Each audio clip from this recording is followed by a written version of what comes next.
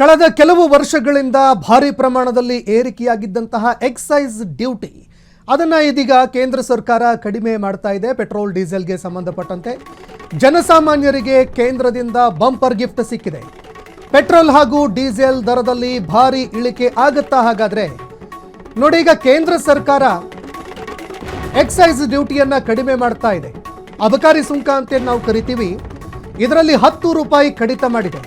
Diesel 10 ರೂಪಾಯಿ ಇತ್ತು, petrol 13 ರೂಪಾಯಿ ಇತ್ತು. ಈಗ ಪೆಟ್ರೋಲ್ ಮೇಲೆ 3 ರೂಪಾಯಿ ಸುಂಕ ಇರುತ್ತೆ. ಡೀಸೆಲ್ ಮೇಲೆ 0 ಅಂದರೆ ಯಾವುದೇ ಎಕ್ಸೈಸ್ ಡ್ಯೂಟಿ ಇರೋದಿಲ್ಲ. ಹಾರ್ಮುಜ್ ಜಲಸಂಧಿ ಬಿಕ್ಕಟ್ಟಿನ ಮಧ್ಯೆ ಜನಸಾಮಾನ್ಯರಿಗೆ ಕೇಂದ್ರ ಸರ್ಕಾರ ಬಿಗ್ ರಿಲೀಫ್ ಕೊಟ್ಟಿದೆ. ಪೆಟ್ರೋಲ್ ಹಾಗೂ ಡೀಸೆಲ್ ಮೇಲಿನ ಅಬಕಾರಿ ಸುಂಕ ಕಡಿತ ಆಗಿದೆ. ಪೆಟ್ರೋಲ್ ಮೇಲಿನ ಅಬಕಾರಿ ಸುಂಕ 10 ರೂಪಾಯಿ ಕಡಿತ ಆಗಿದೆ ಪ್ರತಿ ಲೀಟರ್ಗೆ. ಇನ್ನು ಡೀಸೆಲ್ ಮೇಲೂ ಕೂಡ 10 ರೂಪಾಯಿ ಇಳಿಕೆಯಾಗಿದೆ. ಪ್ರತಿ ಲೀಟರ್ ಪೆಟ್ರೋಲ್ ಬೆಲೆಯಲ್ಲಿ ತಕ್ಷಣವೇ 3 ರೂಪಾಯಿ ಇಳಿಕೆ ಆಗತ್ತೆ. ಅಂದರೆ ಪೆಟ್ರೋಲ್ನ ರೇಟ್ ಏನಿದೆ ಈಗ ಅದರಲ್ಲೂ ಕೂಡ 3 ರೂಪಾಯಿ ಇಳಿಕೆ ಆಗತ್ತೆ. ಇನ್ನು ಡೀಸೆಲ್ ಮೇಲೆ ಯಾವುದೇ ಅಬಕಾರಿ ಸುಂಕ ಇರೋದಿಲ್ಲ. ಅಂದರೆ 10 ರೂಪಾಯಿ ಇತ್ತು ಅಬಕಾರಿ ಸುಂಕ, ಆ 10 ರೂಪಾಯಿ ಅಬಕಾರಿ ಸುಂಕವನ್ನು 0ಗೆ ಇಳಿಸಲಾಗಿದೆ. ಹೀಗಾಗಿ ಇದು ಜನಸಾಮಾನ್ಯರಿಗೆ ಏನಾದರೂ ಲಾಭವನ್ನು ತಂದುಕೊಡುತ್ತಾ?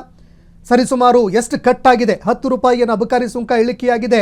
ಅಷ್ಟೇ ಅಬಕಾರಿ ಸುಂಕ ಈ ಪೆಟ್ರೋಲ್ ಡೀಸೆಲ್ ಮೇಲೆ ಕಡಿಮೆ ಆಗುತ್ತಾ ಬೆಲೆಯಲ್ಲಿ ಅನ್ನೋ ಪ್ರಶ್ನೆ ಕೂಡ ಎದುರಾಗ್ತಾ ಇದೆ.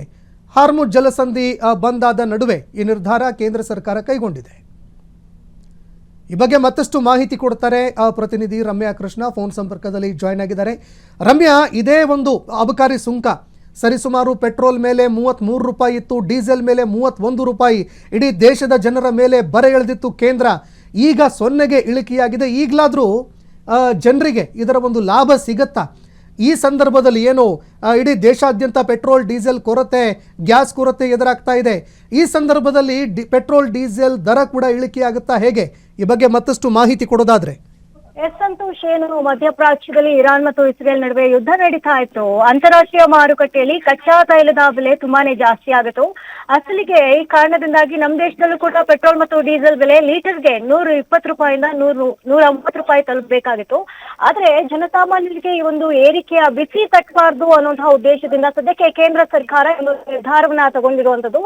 ಈಗ ಸದ್ಯಕ್ಕೆ ಏನು ಕೇಂದ್ರ ಹಣಕಾಸು ಸಚಿವಾಲಯ ಹೊರಡಿಸಿರುವಂತಹ ಅಧಿಸೂಚನೆಯಂತೆ ಸರ್ಕಾರವು ಪೆಟ್ರೋಲ್ ಮತ್ತು ಡೀಸೆಲ್ ಮೇಲೆ ಹಾಕ್ತಿದಂತಹ ಅಬಕಾರಿ ಸುಂಕವನ್ನ 10 ರೂಪಾಯಿಗಳಷ್ಟು ಕಡಿಮೆ ಮಾಡಿದೆ.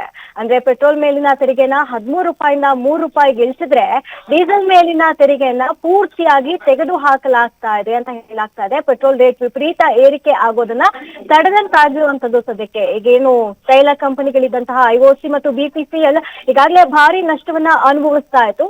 ಸರ್ಕಾರ ಈ ತೆರಿಗೆ ಕಡಿತದ ಹಣವನ್ನ ಆ ನಷ್ಟವನ್ನ ತುಂಬಿಕೊಳ್ಳಲು ಸಹಕಾರ ಆಗಲಿದೆ. ಅದ್ರೇನು ಸರ್ಕಾರದ ಅಧೀನದಲ್ಲಿ ಇರಲಿಲ್ಲ.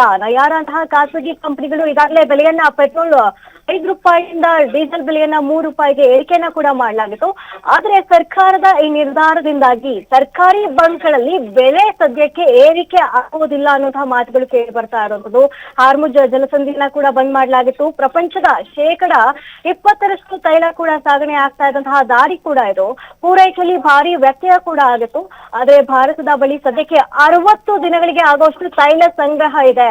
ಹಾಗಾಗಿ ಜನರು ಧೈರ್ಯ ತಗೋಬೇಕು. ಯಾವುದೇ ರೀತಿಯಾದಂತಹ ಪ್ಯಾನಿಕ್ ಆಗುವಂತಹ ಅಗತ್ಯ ಇಲ್ಲ ಅಂತ ಕೇಂದ್ರ ಸರ್ಕಾರ ಸದ್ಯಕ್ಕೆ ಧೈರ್ಯವನ್ನ ತುಂಬಿರುವಂತದ್ದು. ಯಾರು ಕೂಡ ಗಾಬರಿಯಿಂದ ಬಂಕ್ಗಳ ಮುಂದೆ ನಿಲ್ಲುವಂತಹ ಅವಶ್ಯಕತೆ ಇಲ್ಲ. ಇದಕ್ಕೆ ಯಾವುದೇ ರೀತಿಯಾದಂತಹ ಪೆಟ್ರೋಲ್ ಆಗಿರ್ಬೋದು, ಡೀಸೆಲ್ ಬೆಲೆ ಆಗಿರ್ಬೋದು ಏರಿಕೆ ಆಗುವುದಿಲ್ಲ ಅನ್ನುವಂತಹ ಆಶ್ವಾಸನೆಯನ್ನ ಕೇಂದ್ರ ಸರ್ಕಾರ ಕೊಟ್ಟಿದೆ ಅಂತ. ಸಂತೋಷ್, ಧನ್ಯವಾದಗಳು ರಮ್ಯಾ ನಿಮ್ಮೆಲ್ಲ ಮಾಹಿತಿಗೆ. ಕ್ಷಣ ಕ್ಷಣದ ಸುದ್ದಿಗಳಿಗಾಗಿ ಫ್ರೀಡಂ ಟಿವಿ ಸಬ್ಸ್ಕ್ರೈಬ್ ಮಾಡಿ, ಲೈಕ್ ಮಾಡಿ ಹಾಗೂ ಫಾಲೋ ಮಾಡಿ. ಹೊಸ ಸುದ್ದಿಗಳ ನೋಟಿಫಿಕೇಶನ್ಗಾಗಿ ಬೆಲ್ ಐಕಾನ್ ಮೇಲೆ ಕ್ಲಿಕ್ ಮಾಡಿ.